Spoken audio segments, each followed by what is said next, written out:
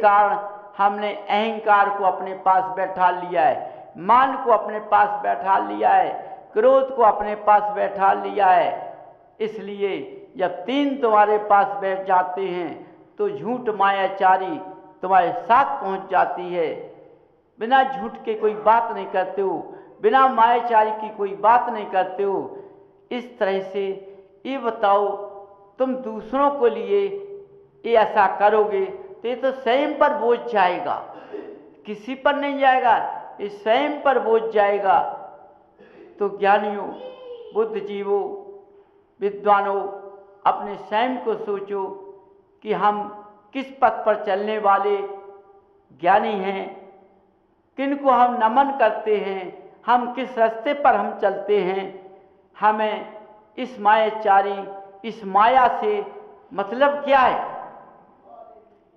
हमें गृहस्थ जीवों को माया से मतलब है, लेकिन ज्ञानियों, विद्वानों को, बुद्धिजीवों को इस माया से मतलब नहीं है, समझो। इसलिए हर गृहस्थ के जीवों समझो, गृहस्थ एक कीचड़ होता है, हम कीचड़ में जमे हुए हैं, कीचड़ में हम रह रहे हैं। हमें इस कीचड़ में निकलने के लिए हमें देवादेव अरहन देव के चरणों में, जिनमानी माँ के रास्ते पर हमारा चलना धर्म बैठता है, क्योंकि हम ऐसे कुल में पैदा हुए हैं जहाँ जिनमानी का मार्ग मिला है, यहाँ देवादेव अरहन देव मिले हैं, दिगंबर मुद्रा मिली हुई है। समझिए, हम इस कुल को कहाँ ले जा रहे हैं? अपना कुल स्वयं को देखिए, ये उजाले में है कुल। इस कुल में कोई भी कालापन नहीं है, जिस कुल को आज तुमने दाग लगा रहे हो। समझिए, हमें इस रास्ते पर चलना चाहिए। इस माया से, इस लक्ष्मी से हमें प्रेम नहीं करना चाहिए। यदि तुम अपनी बुद्धि के अनुसार भगवान के रास्ते पर चलकर उनके गुणों को अपने अंदर विराजमान करें, उस रास्ते पर चलें, उनकी भक्ति, साधना, संयम का मार्ग पकड़ें, तो हो सकता है कि तुम्हारा जो धन तुम्हारे साथ आएगा वो गलत रास्ते पर नहीं ले जा पाएगा। समझो, ये तुम्हारे शरीर को ना खा पाएगा। आज चारों तरफ देखो,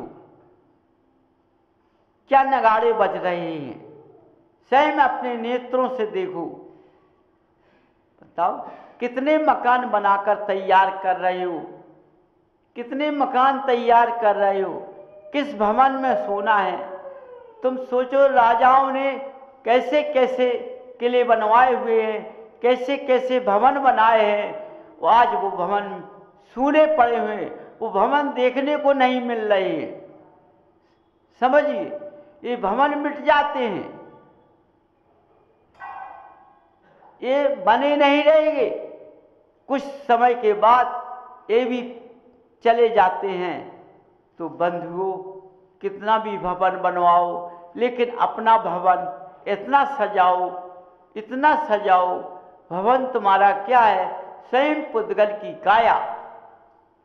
ये भवन तुम्हारा इतना उत्तम है, समझो कि मोक्ष मार्ग की रास्ते को पकड़ सकता है, और मोक्ष रास्ते को पकड़ने के बाद ये तुम्हारा भवन गिर नहीं सकता है। ये जब जाएगा, लेकिन पुद्गल जाएगा, जीव कहाँ बैठ जाएगा? उच्च रास्ते पर। तो तुम्हारी सूरज की किरण में ये तुम्हारा नाम बिखर जाएगा। समझो, ये मोक्ष लक्ष्मी गिराती नहीं है, गृह लक्ष्मी गिराती है, मोक्ष लक्ष्मी उठाती है। बंधु, अपने भाव से समझो, तुम किस माया में लगे हो, किस माया में तुमने जन्म लिया है। जियो और जीने दो। हमेशा के लिए मैंने क्या किया है? जन्म मरण का छुटाने के लिए मैंने इस कुल में जन्म लिया है, जिसमें आकर के हम भगवान के शरण पर चल करके उनके रास्ते पर चल के हम अपनी साधना और संयम के मार्ग को भक्ति के रास्ते पर उतर करके अपना गृहस्थ जीवन की काया को सजा कर चलें, जिससे उस कीचड़ से हम निकल जाए। समझो, देखो,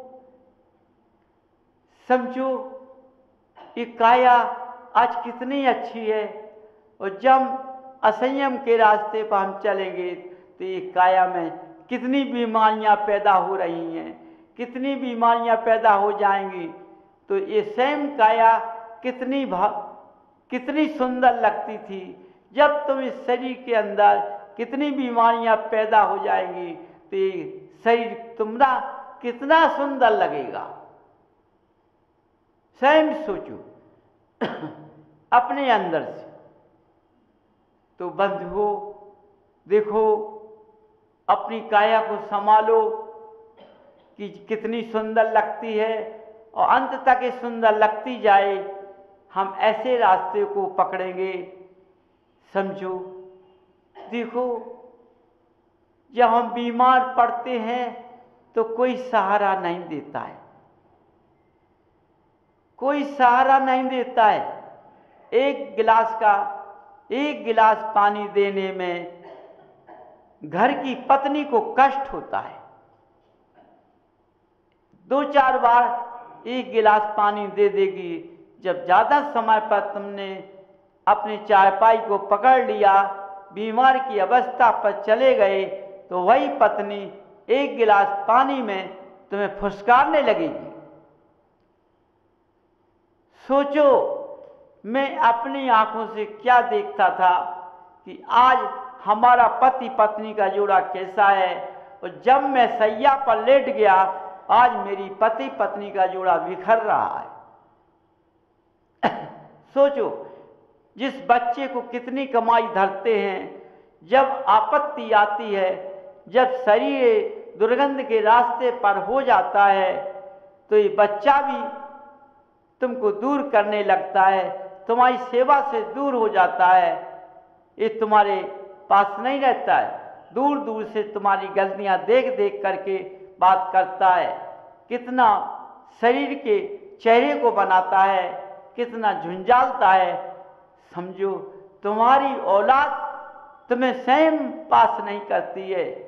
तो बंधुओं, अपनी आंखें खोलकर देखो, जब मैं अच्छा लगता हूँ, अच्छा रहता हूँ, हमारे पास लक्ष्मी होती है। हमारी पत्नी, हमारा बच्चा, हमारे पड़ोसी, हमारे रिश्तेदार, हमारे मित्रगण हमको पूछते हैं, कितनी बड़ाइयाँ करते हैं। लेकिन जब हम पर कष्ट आ जाता है तो हमारा किनारा छोड़ देते हैं। हो सकता कोई चीज़ ऐसा हो सकता है, किसी की पत्नी, किसी का बच्चा, ऐसा हो सकता है कि इस दुर्गंध अवस्था में भी तुमको नहीं छोड़ पाता है, नहीं छोड़ता है। मान लो वह एक रतन तुम्हारा है, वो रतन तुम्हारा है, जिसने तुमको नहीं छोड़ा, तो तुम्हारा भी उद्धार होगा, उस रतन का भी उद्धार होगा। बहुत कम होते हैं ऐसे, हर एक नहीं होते हैं। समझो, लेकिन अपने नेत्रों को खोलकर चलो, जिससे बने बने के सब बनते हैं। लेकिन इसमें अच्छाइयों में, खुशियों में हम जब भगवान की भक्ति करेंगे, भगवान के रास्ते पर हम चलेंगे, तो हमारा कष्ट हमारे पास नहीं आ पाएगा। इसलिए बंधु, अपने गृहस्थ जीवन को ऐसा साफ बनाओ, जो स्वर्गों में सुख होता है वो गृहस्थ जीवन में भी सुख होने लगेगा। ऐसे रास्ते पर चलो। देखो, एक महिला ने अपने गुरु से के चरणों में गई। उसने एक पैसे से हीन थी, दर्द थी, बहुत कमज़ोर थी, खाने को मोहताज थी। जब गुरु ने भगवान के पूजन पाठ बता दिया और भक्ति करना, पूजन करना, स्वाध्याय करना सब बता दिया। लेकिन जब उस महिला ने इतनी तपस्या की, इतनी भक्ति की, लेकिन उसकी दरिद्रता नहीं गई, उसकी कमजोरियां नहीं गई, परेशानी नहीं गई। तब फिर गुरु के पास जाती है, उन्हीं गुरु के पास जाती है जिसके पास गई थी, और उस गुरु से फिर प्रणाम करती है, नमोस्तु करती है, चरणों में झुकती है और पूछती है। तब गुरु ध्यान लगाते हैं, अपने ध्यान से बैठकर पता लगाते हैं, तो वह गुरु उस स्त्री से कहते हैं कि अपने पति को लेकर आओ। जब वह स्त्री जब अपने पति को लेकर आती है और दोनों पति पत्नी भगवान गुरु के चरणों में झुकते हैं, फिर बात करते हैं, तब दोनों को आशीर्वाद देते हैं कि जाओ तुम दोनों पति पत्नी रविवार के दिन भगवान का पूजन पार्श्वनाथ का करना, तुम धनवान बन जाओगे। देखो, जब उन दोनों ने जोड़ी से भगवान की पूजा की, सब कुछ किया, तो वही माला माल हो गए। वही इतनी पूजा करने के बाद देव उन्हें रास्ता बता देते हैं, उखाड़ लीजिए, धर लीजिए इस धन को। जब धनी बन जाते हैं, माया बदल जाती है, महिमा बदल जाती है। तो देखो बंधुओं, हमेशा जोड़ी से पूजन, हमेशा जोड़ी से भक्ति करना अनिवार्य है। अकेले काम नहीं बनता है, अकेले माया नहीं आती है। देखो, माया भी ऐसी होती है, बिना देखो जब दरवाजा एक होता है, एक रास्ते से जब निकलते हैं तभी सब कुछ होता है, बिना उसके नहीं होता है, समझिए। इसलिए जो आज चारों तरफ ज्ञानियों ने क्या फैला दिया है, अकेले अकेले सब पूजन कर रहे हैं, तो चारों तरफ क्या महिमा है, कौन सी लक्ष्मी आ गई है, जिस लक्ष्मी ने मनुष्य की भावना को बदल दिया, स्वभाव को बदल दिया, क्रिया को बदल दिया, बुद्धि को बदल दिया।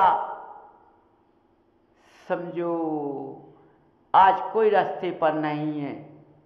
आज के गुरुओं ने देखो क्या कर रहे हैं, स्वयं देखो अपने हाथ से। आज के विद्वानों ने इस सत्य को बदल दिया है हमेशा। इसलिए जोड़ी से पूजन करना अनिवार्य है। लाभ तुमको होगा, तुम्हारा गृहस्थ उठेगा, तुम्हारा परिवार उठेगा, स्वर्ग का सुख तुम भोगोगे। इसलिए भगवान के चरणों में नतमस्तक होकर इनकी भक्ति करना, इनकी साधना करना, स्वाध्याय करना तुम्हारा धर्म बैठता है। समझो, जब तुम धर्म करते हो तो तुम्हारे पास ये पुण्य का बंध बनता है, इसी से तुम्हारी महिमा चालू होती है। ऐसी लक्ष्मी आती है जो गलत रास्ते पर नहीं ले जाती है, वो लक्ष्मी तुम्हारे पास आएगी तो गृहस्थ जीवन की माया को दिखाएगी, तुम सुखी होगे, तुम स्वर्गों का सुख भोगोगे। इसलिए मनुष्य देखो, अपने ज्ञान को जगाओ, एक गृहस्थ जीवन की क्रिया को किस तरह से चलना है, इस रास्ते पर हमें चलना है तो हम सही मार्ग पकड़ लेंगे। आज जिसके लिए हम फिर रहे हैं, चारों तरफ घूम रहे हैं, लेकिन पास नहीं आ पा रही है, वो जब भगवान की तुम भक्ति करोगे, भगवान का तुम पूजन करोगे, भगवान की साधना तुम करोगे, उनके गुणों की साधना तुम करोगे, तो ये जो दिन भर का काम घंटे 2 घंटे में बन जाएगा, जो हमेशा ख़त्म नहीं कर पाओगे। और हम 24 घंटे कमाते हैं, दूसरे दिन के लिए नहीं मिलता है। आज का समय वो बोल रहा है।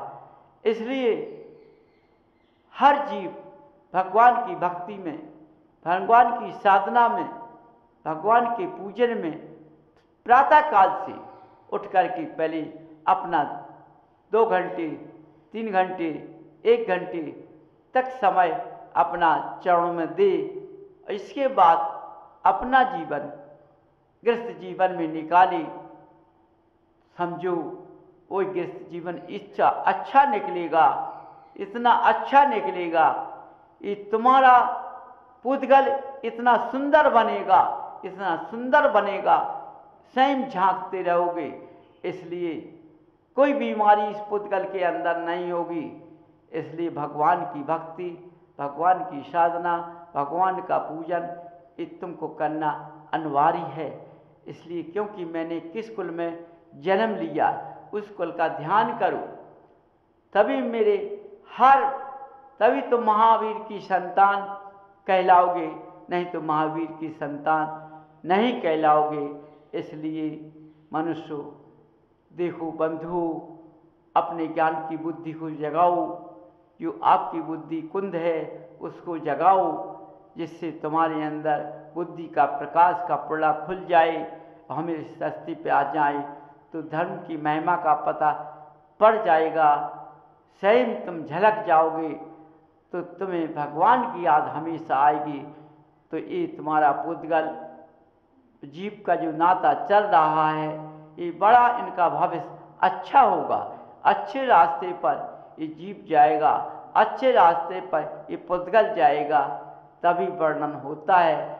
इसलिए बंधु हर बात को अपने अंदर उतार कर चलो। मैं अपनी वाणी विराम करता हूँ।